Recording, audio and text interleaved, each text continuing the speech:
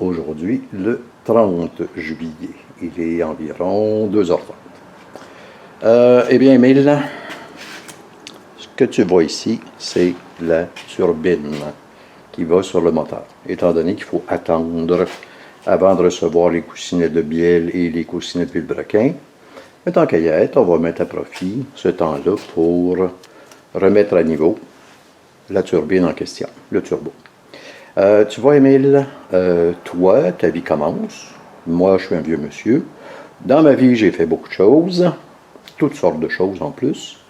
Et toi, ben, tu vas faire beaucoup de choses. Mais pour l'instant, tous les deux, on va pour la première fois remonter une turbine.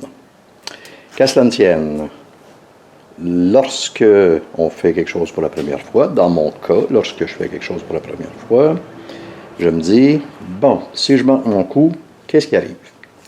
Eh bien, si je manque mon coup, qu'est-ce qui arrive? Parce que ça, c'est une pièce majeure pour le moteur. Qu'à cela ne tienne, je retourne dans une cour à scrap. Je sais exactement où il y a une turbine, qui est très belle d'ailleurs. Bon, OK. Voici pour l'introduction. Maintenant, on s'y met. On va commencer par le déshabiller, toutes sortes de choses. Ça ne demande pas de temps particulier. Ça veut dire ça ne demande pas d'explication particulière, mais ça va demander beaucoup de temps, étant donné que ça fait longtemps que c'est là. OK, fin de cette partie.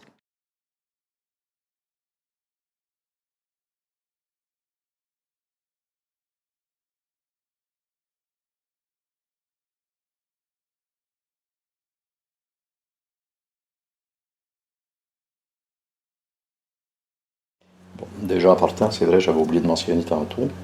Euh, j'ai déjà testé l'espèce de valve de surpression qu'il y a ici, en anglais qui appelle le wastegate. Wastegate. Donc, c'est sûr que ceci est complètement coincé. Donc, déjà ici, on avait un petit problème. OK, je m'y remets. Je vais essayer d'enlever l'espèce de braquette qu'il y a là qui me gêne beaucoup. Ça va être du plaisir garanti.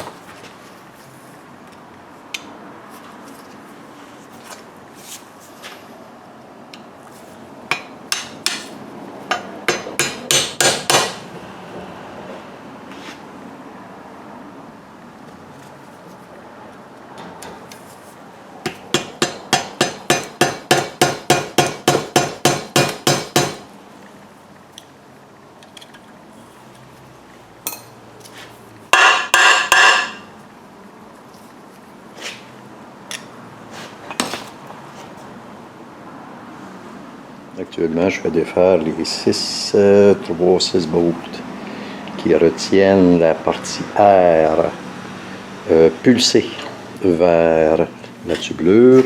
Ce sont des petites bolts de 8 mm, des têtes de 8 mm, je devrais dire.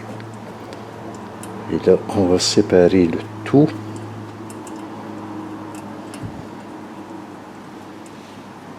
Je pensais qu'il y en avait 6, mais finalement, il y en a 5.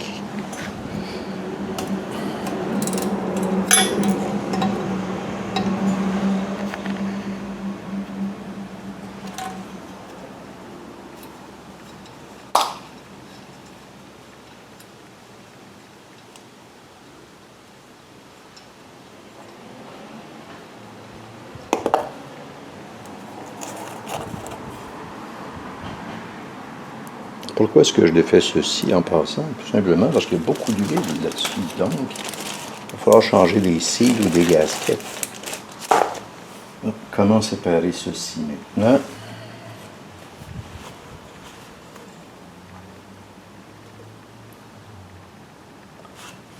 Donc,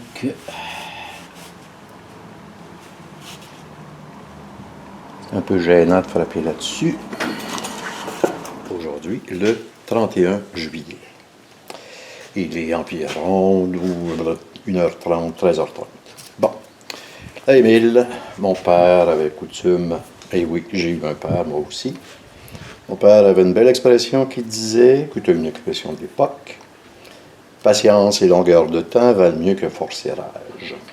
À ce stade-ci, on doit séparer la partie pression d'air, de la partie rotation ou gaz d'échappement.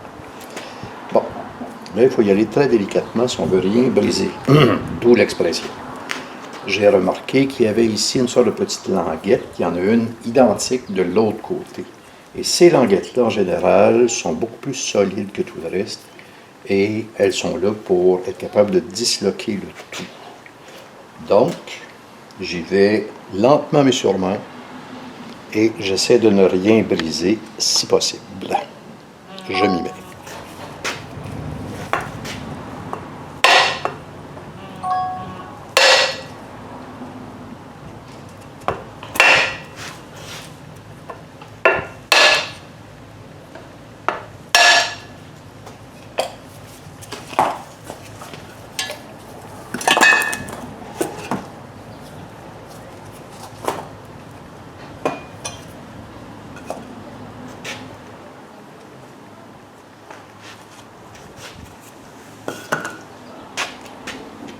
Avoir séparé, premier constat, il y a quand même beaucoup de cochonneries là-dedans.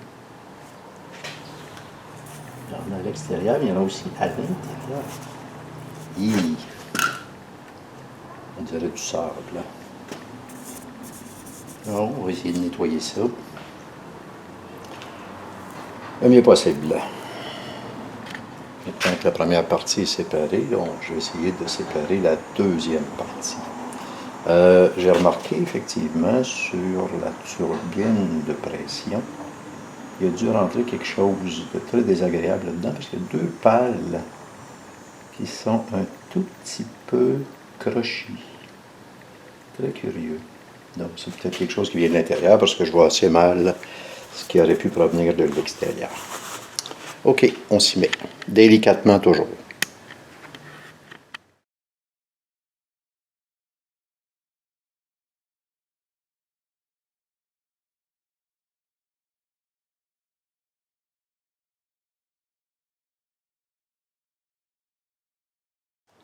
Là maintenant, à cette étape-ci, on va disloquer la turbine à proprement parler